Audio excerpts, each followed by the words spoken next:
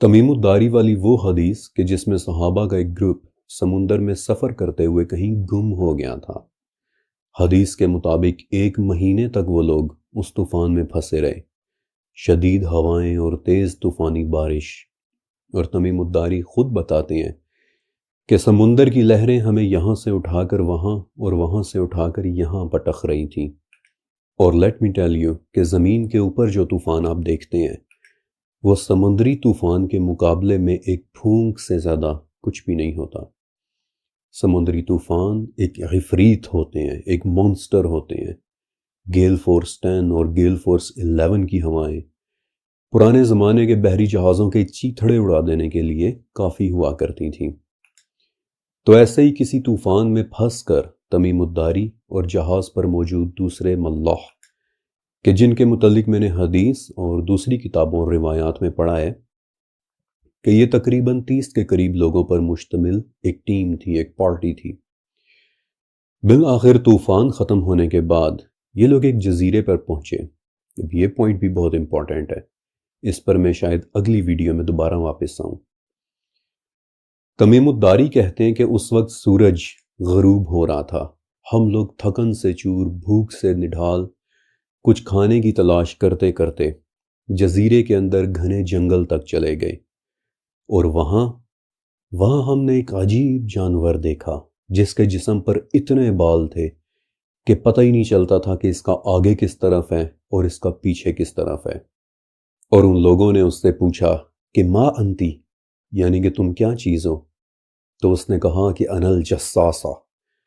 اور انہوں نے دوبارہ پوچھا مل جساسہ، یعنی جساسہ کیا ہوتا ہے؟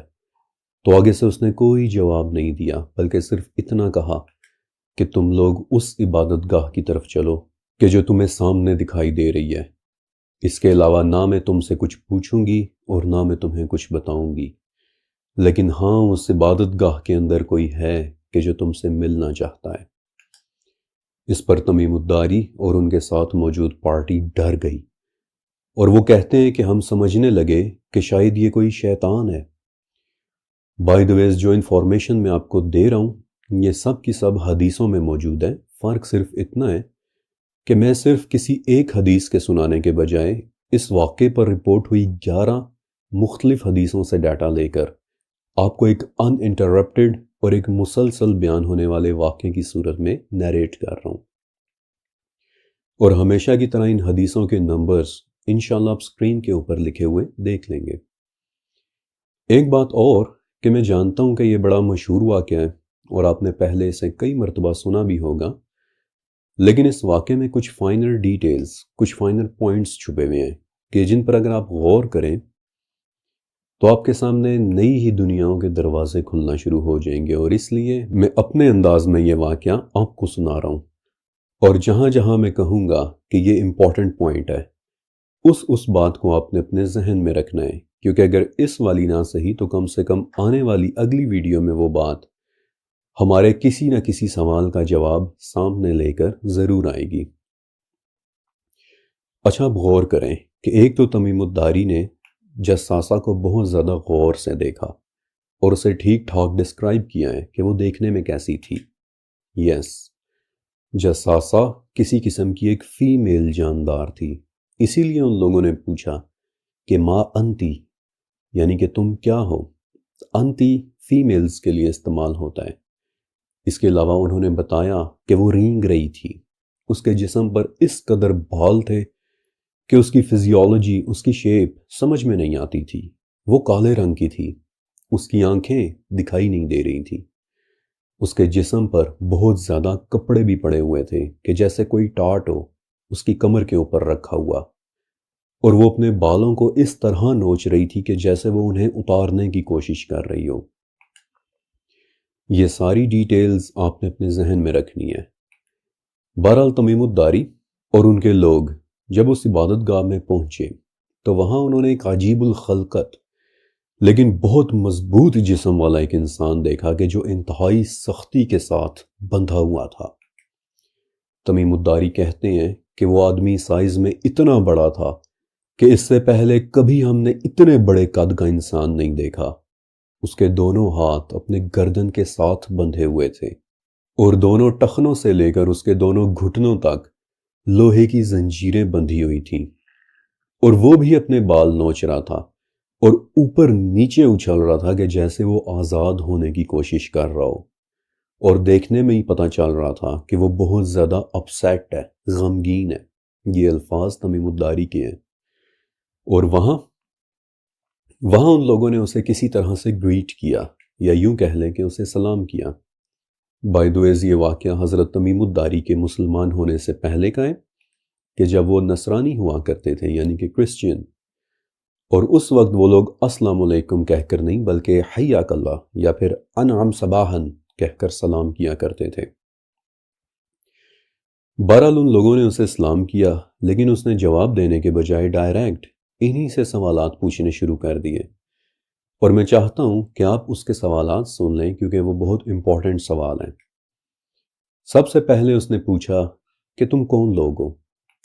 پھر اس نے ایک سرٹن باغ کے متعلق پوچھا کہ کیا ابھی تک وہاں کھجوریں اگتی ہیں؟ پھر اس نے 2 سوال پانیوں کے متعلق پوچھے، ایک تو تبریہ کی جھیل کے پانی کے متعلق، تبریہ کی جھیل یعنی کہ دی سی آف گیلیلی، یہ فلسطین میں ہے، اور دوسرا زغر کے چشمے کے متعلق۔ زغر ایک چھوٹا سا چشمہ ہے، لیکن اس نام کا ایک چشمہ ایران میں ہے اور دوسرا چشمہ لیبنان میں ہے۔ زیادہ تر اسکالرز یہی مانتے ہیں کہ یہ لیبنان والا زغر ہے، but that's besides the point here. ذرا غور کریں کہ ایک تو تمیم الداری اور ان کی پارٹی پانیوں میں سے ہو کر دجال کے جزیرے تک پہنچے، اور پھر دجال نے ان سے جو سوالات کیے، ان میں سے جو سوال اس نے ریپیٹ کیا، اس نے 2 بار پوچھا، وہ پانیوں کے متعلق تھا۔ پھر آخر میں اس نے پوچھا کہ کیا عربوں کے نبی آ گئے؟ ہم نے کہا کہ ہاں آ گئے۔ تو اس نے پوچھا کہ کیا لوگ ان کی طرف جاتے ہیں؟ تو ہم نے کہا کہ تیزی سے، یعنی کہ سادہ الفاظ میں اس نے پوچھا کہ کیا لوگ ان کی بات سنتے ہیں؟ تو ہم نے کہا کہ ہاں بہت توجہ سے۔ تو تمیم الداری کہتے ہیں کہ میرے اس جواب پر اس نے اتنی زور سے چھلانگ لگائی کہ ہمیں لگا کہ اب یہ زنجیریں توڑ کر بس آزاد ہوا کہ ہوا، اور پھر وہ 3 مرتبہ چیخا اور بولا کہ جس دن میں یہاں سے نکلا تو اللہ کی زمین کا کوئی ایسا حصہ نہیں چھوڑوں گا کہ جسے میں اپنے پیروں کے تلے روند نہ دوں سوائے طیبہ کے۔ اللہ اکبر۔ اور اس پوائنٹ پر پہنچ کر حدیث میں آتا ہے کہ نبی کریم صلی اللہ علیہ وآلہ وسلم کے چہرے پر خوشی نظر آنے لگ گئی، اور آپ نے فرمایا کہ طیبہ مدینہ کا نام ہے، اللہ نے میرے حرم میں دجال کا ہونا حرام کر دیا ہے۔ کیا وہ شام یا یمن کے سمندر میں ہے؟ نہیں، بلکہ وہ مشرق میں ہے، وہ مشرق میں ہے، وہ مشرق میں ہے۔ 3 دفعہ آپ علیہ السلام نے فرمایا کہ دجال مشرق سے نکلے گا، اور یہاں پہنچ کر یہ 11 حدیثیں مکمل ہوتی ہیں۔ دجال اور ہمارے درمیان بھی ایک پانی موجود ہے۔ دجال کے سوال بھی پانیوں کے متعلق تھے۔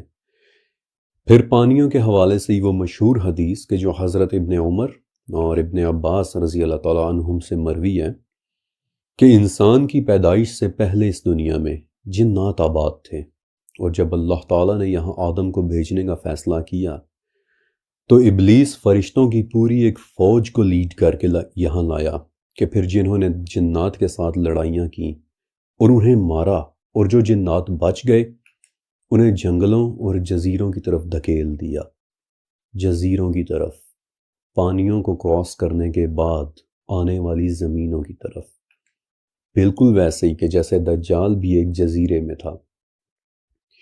میں ایک بار پھر سے کہہ رہا ہوں کہ یہ بہت اہم پوائنٹ ہے، اسے آپ نے اپنے ذہن میں رکھنا ہے۔ پھر پانیوں کے حوالے سے میں ایک واقعہ اور بھی آپ کو سناتا ہوں۔ حضرت امام زبیری بطار رحمۃ اللہ علیہ نے اپنی کتاب الموفقات میں امام کلبی رحمۃ اللہ علیہ سے ایک بڑی ہی زبردست روایت لی ہے۔ یہ روایت تو تھوڑی سی طویل ہے لیکن ہے سننے کے قابل۔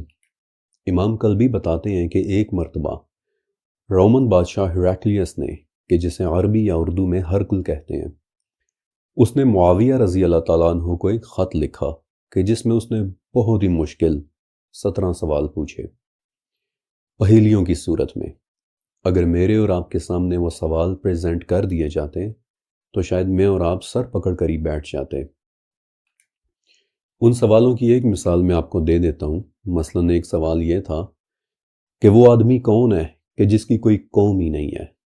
مثلاً ایک اور سوال کہ وہ کون سی چیز ہے کہ جو سانس لیتی ہے مگر اس میں جان نہیں ہے۔ مثلاً وہ کون سی قبر ہے کہ جو اپنے اندر دفن ہونے والے کے ساتھ ساتھ چلتی رہی۔ کیا آپ کے ذہن میں ان میں سے کسی ایک بھی سوال کا جواب آیا؟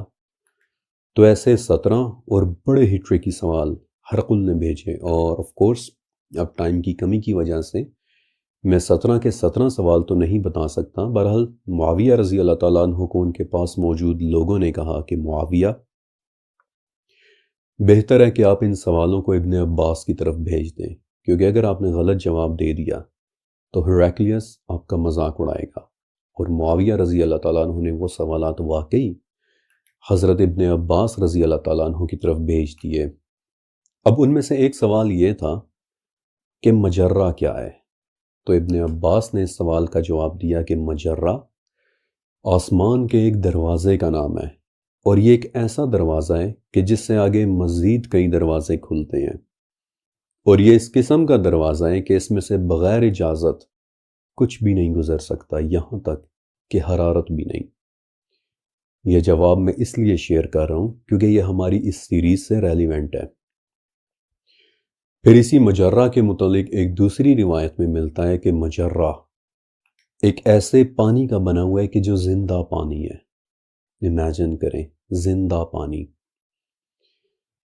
اس وقت عربی زبان کی سب سے بڑی ڈکشنری تاج العروس میں اس لفظ مجرہ کے 4 میننگز لکھے ہوئے ہیں، کہ جن میں سے علم الحیت یعنی ایسٹرونومی یعنی کہ آسمان کی اسٹڈی کے حساب سے مجرہ کا مطلب ہوتا ہے آسمان میں موجود ایک سیلیسٹیل آبجیکٹ۔ یعنی تاج العروس اور ابن عباس رضی اللہ تعالیٰ عنہ کی تشریح کے مطابق آسمان میں موجود پانی سے بنا ایک ڈیوائن دروازہ، زندہ پانی سے بنی کوئی شے۔ امیزنگ۔ اور یہ جواب سن کر ہیراکلیس نے کہا تھا کہ اس طرح کے جواب یا تو ایک نبی دے سکتا ہے یا پھر نبی کے گھر والوں میں سے کوئی۔ اس طرح کے جواب کوئی عام آدمی نہیں دے سکتا، اور ایسا ہی تھا کیونکہ عبداللہ ابن عباس رشتے میں نبی کریم صلی اللہ علیہ وسلم کے کزن لگتے تھے، اور میں آپ کو کئی مرتبہ بتا چکا ہوں کہ ابن عباس کے علم کا لیول کیا تھا اور ان کی ٹریننگ کس طرح ہوئی تھی۔ اوکے، پانیوں کے متعلق ایک لاسٹ روایت کہ جو اسینشلی لاسٹ ہے تو نہیں، لیکن ظاہر ہے کہ وقت کو بھی دیکھنا ہوتا ہے۔ آدھے گھنٹے سے زیادہ کی ویڈیو پھر ویورز کے لیے مشکل کریٹ کرتی ہے۔ المعجم الکبیر طبرانی اور سنن ابن ماجہ میں صحابی رسول حضرت ابو امامہ رضی اللہ تعالیٰ عنہ سے ایک روایت ملتی ہے کہ جس کی صحت میں تھوڑا سا کلام ہے۔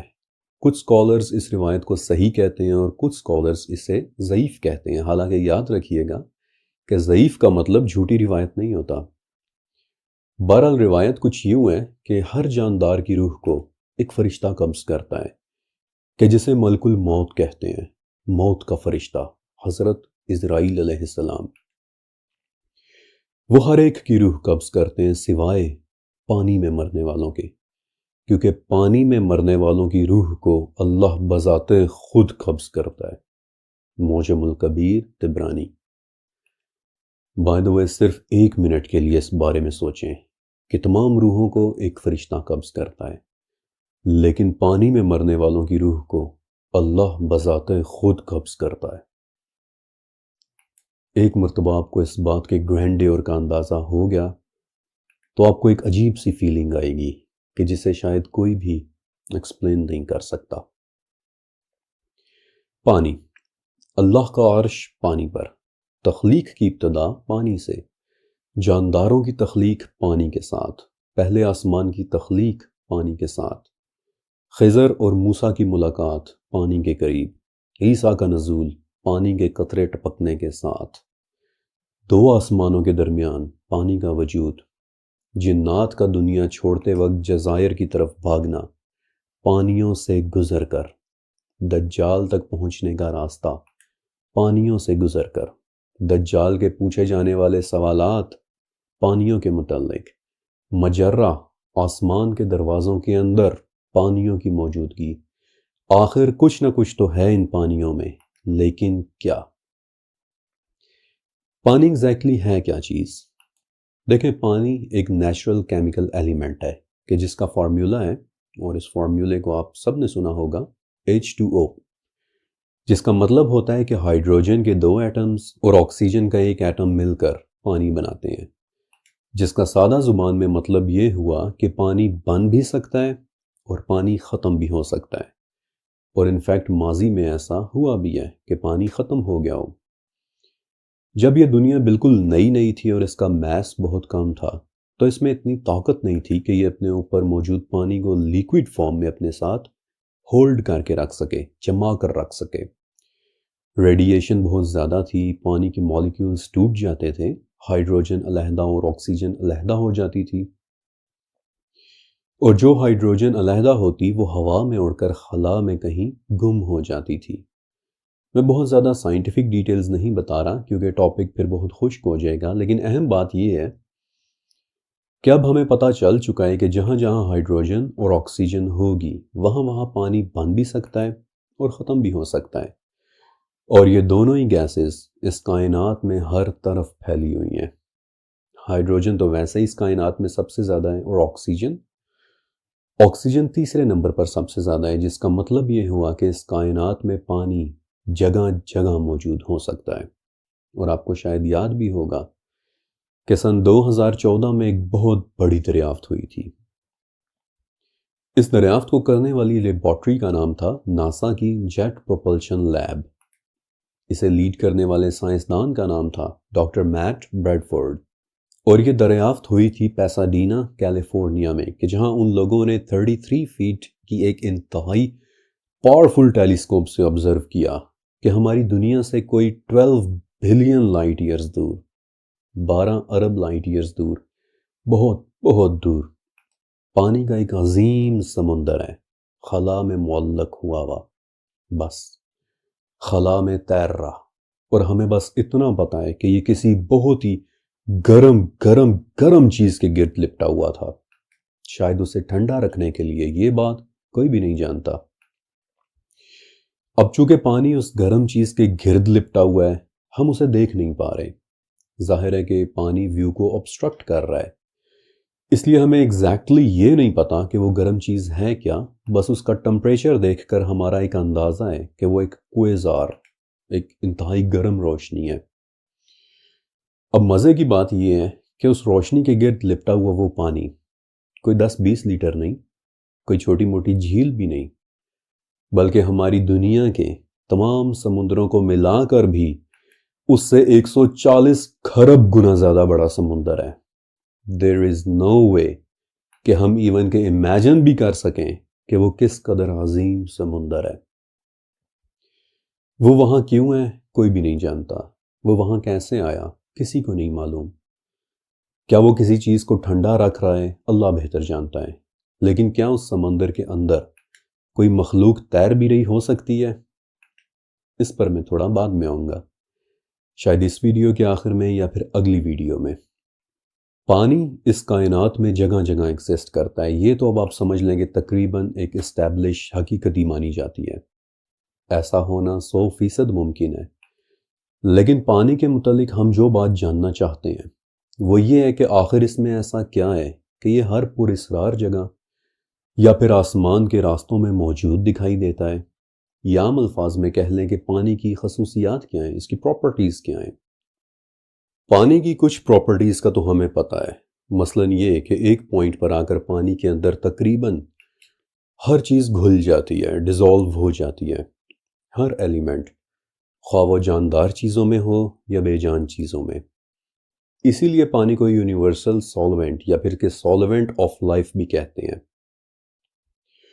اب چونکہ پانی کے اندر ہر چیز گھل جاتی ہے، اس لیے دنیا میں پانی کہیں پر بھی اپنی خالص ترین، اپنی پیور شکل میں نہیں ملتا، اس میں ہمیشہ کچھ نہ کچھ گھلا ہوا ملتا ہے، کچھ نہ کچھ ملا ہوا ہوتا ہی ہے، اور پانی کو کیمیکلی پیور کرنے کے لیے پھر اسے مختلف پروسیسز سے گزارنا پڑتا ہے، مثلاً کیپیسیٹیٹیو ڈی آئیونائزیشن، UV آکسیڈیشن وغیرہ وغیرہ، اور پھر ہر چیز سے پاک خالص پانی کی قیمت بہت بہت زیادہ ہو جاتی ہے۔ میں آپ کو مثال دیتا ہوں کہ اس وقت پاکستان میں صاف پانی کی قیمت شاید 120 روپے کی ایک بوتل ہے، پھر الٹرا پیور پانی کی قیمت شاید 500 روپے کے آس پاس ہے، لیکن سیل کلچر گریڈ والے پیور پانی کی قیمت آپ جانتے ہیں کہ کتنی ہے؟ تقریباً 9 لاکھ روپے پر لیٹر۔ لیکن پانی پر اس قدر تحقیق، اس قدر ریسرچ کے باوجود اس کی کچھ پراپرٹیز ایسی ہیں کہ جو شاید ہمیں آج تک نہیں پتہ چل سکی۔ مثلاً یہ بات آپ سب نے اپنے اسکول میں سنی ہوگی کہ پانی ایک بے رنگ، بے بو اور بے ذائقہ شے ہے، لیکن نہیں، پانی کی ایک خوشبو ہوتی ہے کہ جسے صرف ایک مینڈک سونگھ سکتا ہے۔ مینڈک پانی کو سونگھ لیتے ہیں، کیسے سونگھتے ہیں ہمیں نہیں پتا، لیکن مینڈک کے لیے پانی کی خصوصیات بدل جاتی ہیں۔ اور یہاں میں آپ کو ایک پوائنٹ پر واپس لانا چاہتا ہوں کہ جو کہ ایک حدیث میں ہے اور جسے ایک عام انسان بہت آسانی سے مس کر دیتا ہے۔ سلسلۃ صحیحہ کی حدیث نمبر 3140۔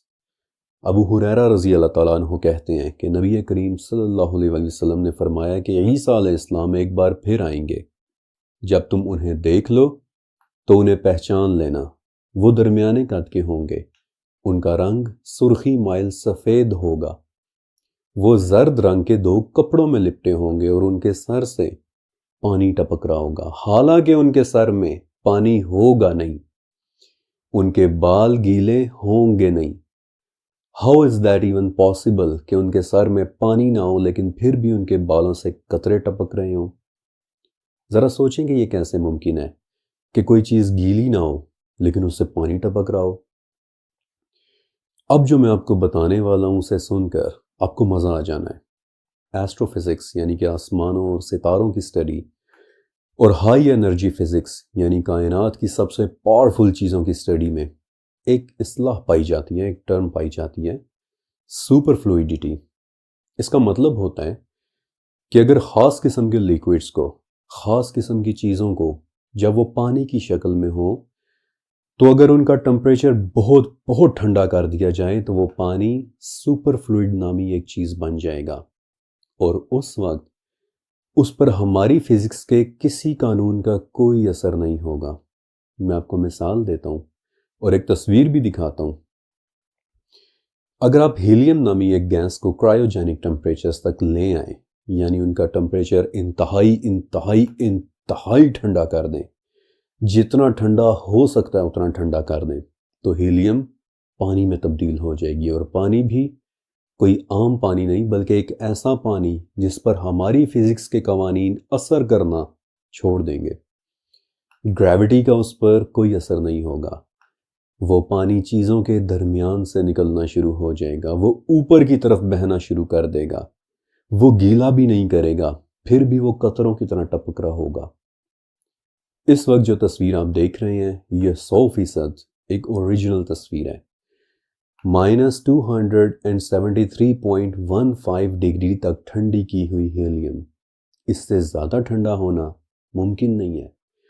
اس پوائنٹ پر ہیلیم کے ایٹمز گھومنا ہی چھوڑ دیتے ہیں، وہ ایک عجیب پانی بن جاتی ہے۔ اور اگر آپ سوچ رہے ہیں کہ یہ تصویر پرانی سی کیوں لگ رہی ہے تو شکر کریں کہ کم سے کم ہمارے پاس ایک تصویر ہے تو صحیح، کیونکہ جس ٹمپریچر پر اس وقت یہ ہیلیم ہے اس ٹمپریچر پر کوئی کیمرہ کام نہیں کرتا۔